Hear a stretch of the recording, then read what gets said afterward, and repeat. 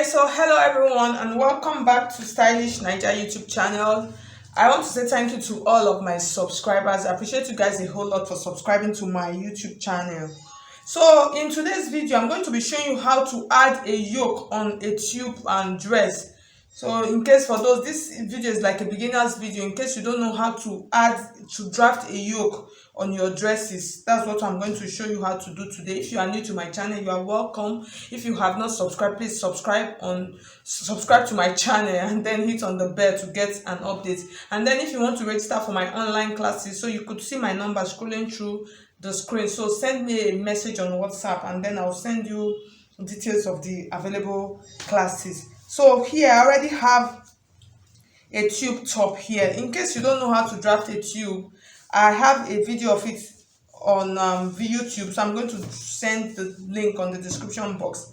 This is the front and then this is the back. So you see the back is divided into two. So I'm just going to, now what we're just trying to do now is to attach a yoke to this. It is simple and it is very easy.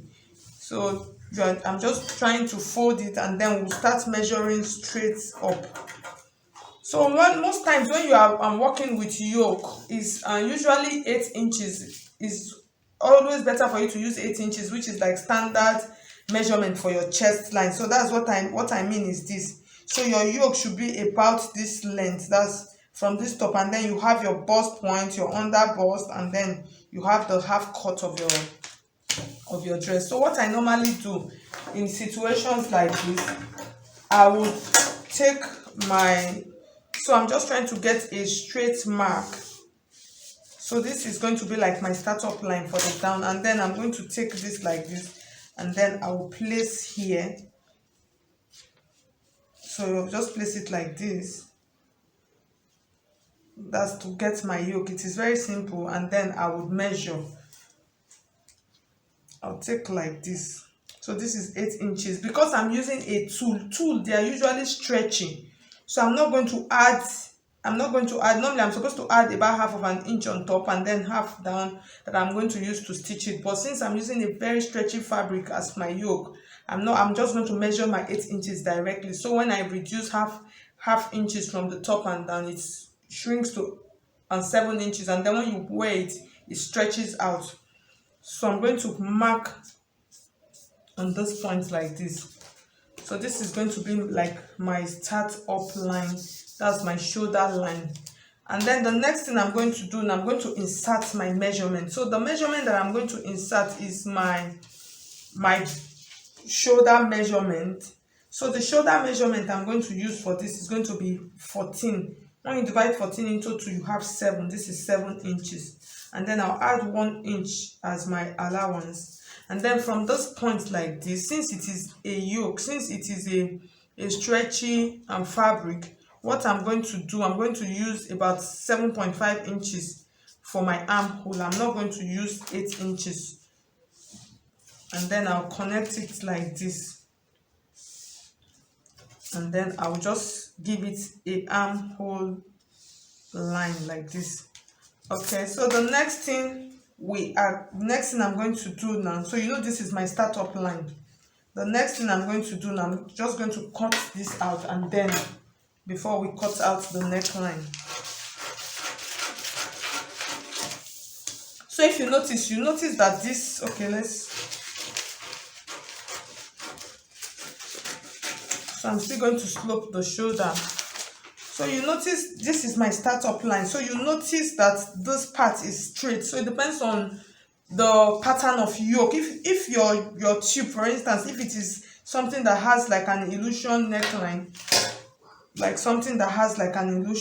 so you are going to have to pattern it after. For instance, if your tube is like an illusion neckline, you have to set your fabric and then you follow the edge of your tube on top, or that's the bodice. But this, you notice mine is like an arc.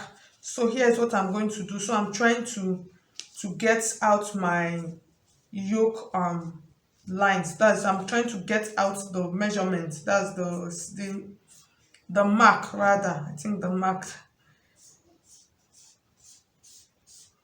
So I'm just going to do this. So this part I'm going to blend into this part, so you see how it is blended into it. So I would do this. So this extra I'm cutting off.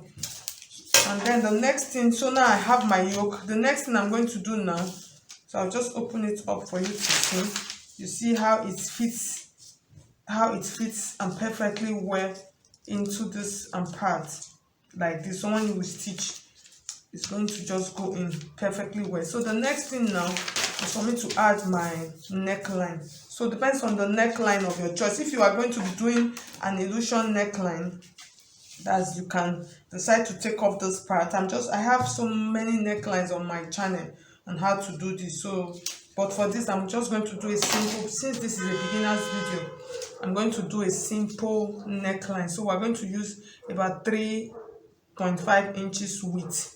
And since it is a tulle, most times I don't advise for the neckline to be too deep. So on this part I'm just going to use 3 inches like this. That's 3.5 by 3.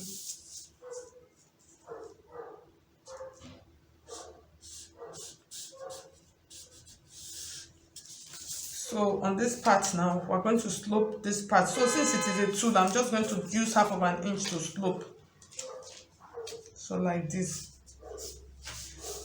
I'm so sorry, I hope you can see it. So I'll slope it in like this. So before I cut out the neckline, I'm going to use this to cut out the back and to cut out the yoke for the back. But on this class, what I'm doing is I'm actually just concentrating on the front yoke. So if you are cutting for the back yoke, the only difference that you are going to add is you are going to add your zipper allowance. So for instance, I'm just going to use this now. If I'm cutting the yoke for the back pattern, here's what I'm going to do. So this is just what I'm going to add, 1 inch or 1.5 inches because of the zipper. Every other measurement is going to be the same. So that's this. So the next thing now, this is my lining. I'm going to cut out lining. So I'll show you how to actually stitch it for beginners that don't know how to do this, how to stitch it.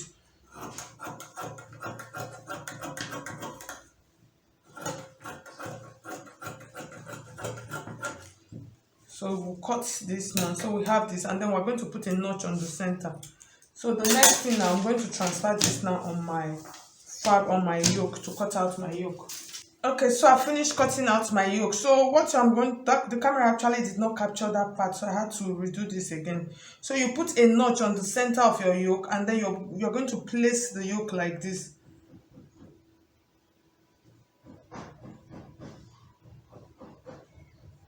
So you place it nicely like this, and then most times I advise you, for a beginner, you can pin on this first, and when you want to pin, just pin from like somewhere here like this. So this is like the first pin, and then make sure it is seated nicely on it like this, and then you take your lining. I'm going to take my lining. So you see the tulle is here, and then the lining is here like this. It's very simple and easy. So I'll place them again. Place this one too on the center. Simple way of sewing a yoke. I'll pin it like this on this side, and then pin on the side like this.